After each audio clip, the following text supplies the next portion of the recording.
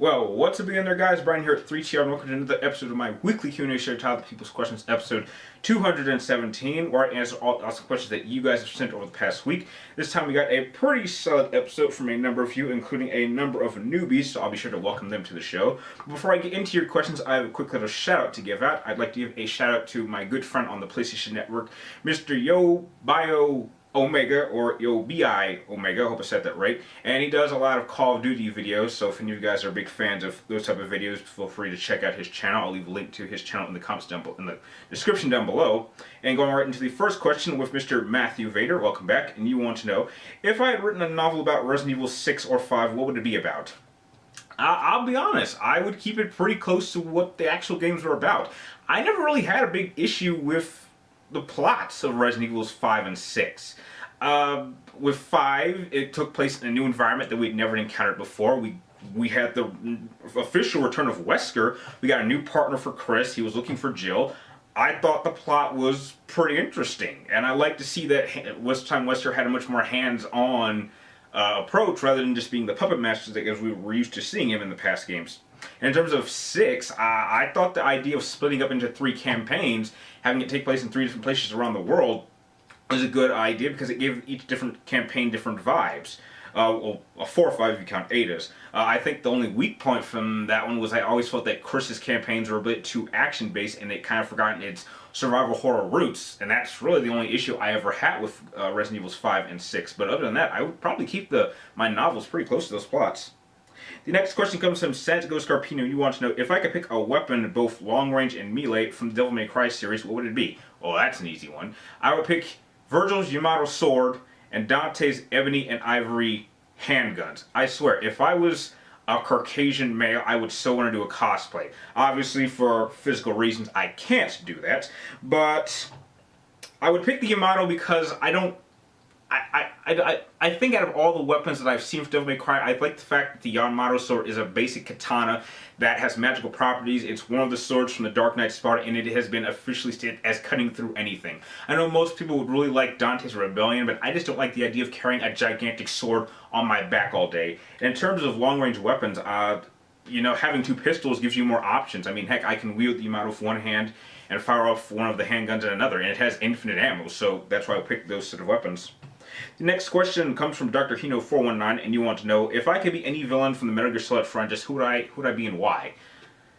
Well, to be honest, the Metal Gear Solid franchise really doesn't have any definitive villains. They all have purposes, and they're doing things because they feel like they're doing the right thing. Like, if you go back to 1, the main members of Foxhound, none of them are really bad guys. They just had really, really shitty lives that led to their paths going down this way.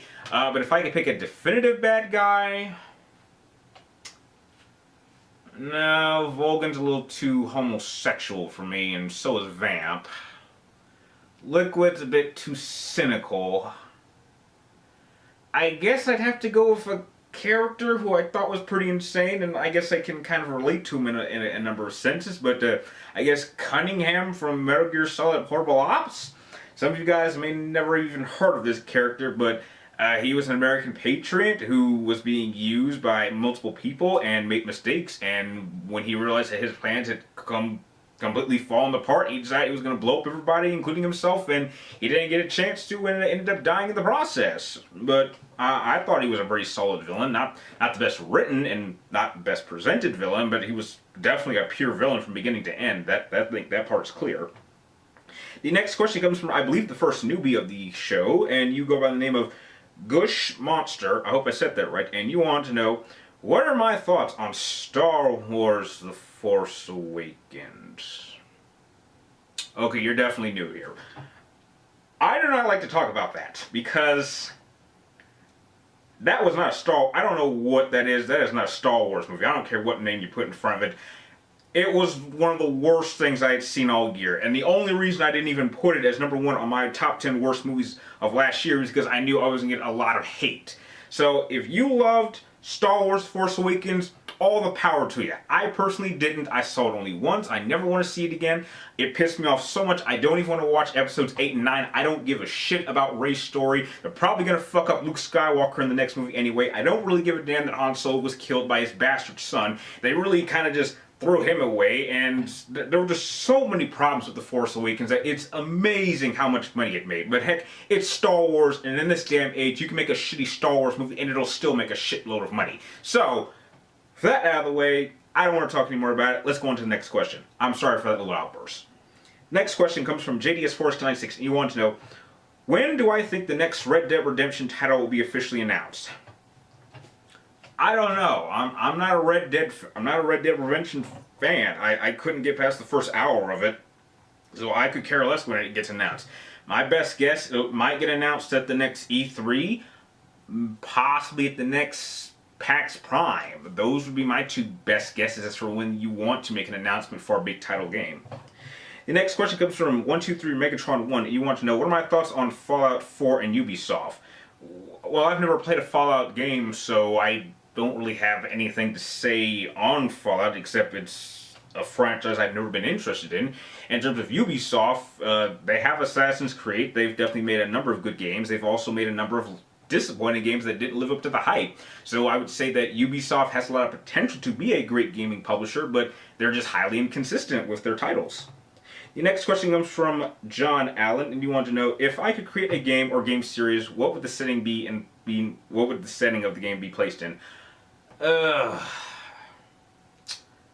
Probably, I don't know, maybe, it would definitely have to be a World War II game. I'm a big history buff, and I'm fascinated with World War II. So if I could make a game, I would want to make a third-person cover-based shooter in World War II, but instead of playing as the typical Americans or the British or the Russians, I would actually have you playing as the Nazis. And it just kind of being in the last stages of the war as your forces are being pushed back and back, and you kind of get to experience what it's like for the people, knowing that your country is losing. And then you think back to, wow, you know, Hitler was really wrong, and, you know, he made the country even worse. And it's the experience of what it's like to be part of a winning or a losing army, and recognizing defeat, and how do you stare defeat in the face and deal with it as a soldier on the front lines. I think a story like that would be very, very interesting, and I don't think I've seen that before either in movies or in video games, so that's what I would like to make. The next question comes from Miss K Carrot, and you want to know, do I think that Jaina Solo is underrated? Underrated? Possibly. I don't think Jaina gets the credit she deserves. I mean, she was a heck of a Jedi. I mean, Luke Skywalker, when he became Great Master, if I remember correctly in the stories, actually made her an exclusive title. And many fans have actually claimed that she was the Mace Windu of her time, and I have to agree. I mean, she did take down Darth Caedus, her own brother, which that was pretty hard for her, which that's something that not even people like Luke Skywalker and other members of the family could have done that. So I think that she definitely needs more recognition. I think, if anything, I think she need more screen time, or not really screen time. I think she needed to have more presence in that storyline. I think it would have made her much more memorable. But I do think she's very underrated, and she doesn't get the credit she deserves, but she should. The next question comes from Thy Knifing Sniper, and you want to know, do I think the new God of War needs a new protagonist or remix of Kratos? Yes, I do think we need a new protagonist. We've had 6 games of Kratos, 7 if you count the cell phone game, which a lot of people don't even know about. But if you're going to take God of War, you can reboot God of War and place it in a new setting, but you need a new protagonist for a new story, and it needs to be different than what we had with Kratos, which he was a tragic Spartan character. Why not, if you're going, I mean, the rumor is that the next God of War game will be set in Norse mythology, which is around the Vikings, which is a perfect time to introduce a new warrior character with a tragic past and have him being tied with the fall of the gods. I mean, I would love to see a game like that, so yeah, I do agree we need a new protagonist. The next question comes from Karen Kenobi. You want to know, what is the one character in video games that is the best devil? I'm not sure. I gotta be honest, I can't think of any games that actually have the devil in its game, but I guess the closest I can think of is maybe the Devil May Cry franchise. I mean, I know he's not in 3. He's not. Mundus is not the devil. Argo Sax from 2 isn't the devil, and the Prophet isn't the devil either in 4. So I guess if there was going to be a good devil in a video game, it would be in Devil May Cry. But as far as I know, he's not in there officially, but that's just from my knowledge. Next question comes from Neuralcocina. Hope I said that right. And you want to know, what do I think of Final Fantasy IV: The After Years? I thought it was a... It kind of follows the same trend as something like Final Fantasy X-2, where it didn't hurt Final Fantasy IV, but I can't say it really helped it. I mean, it had a lot more characters. I think the story was a bit muddled. I didn't like how the story was told, how it was done in individual chapters, and you can only play certain characters. And they very rarely connected. And then when you actually got to the climax, everything just kind of wrapped itself up in a bow, and you're just wondering, like, I could have played 4 again and not really need to know what happens afterwards. I mean, if you're gonna do this for any other game, why would you pick 4? I mean, if you're gonna make a continuation, I would have preferred to see them do this with something like 6. I think that would have been much more interesting to see what happens afterwards. The next question comes from Derek Sanders 1. You want to know, do I like animes? Yes, I do like animes. And the last question comes from Green Siren, and you want to know, do I think God of War betrayal of the Greek gods was well?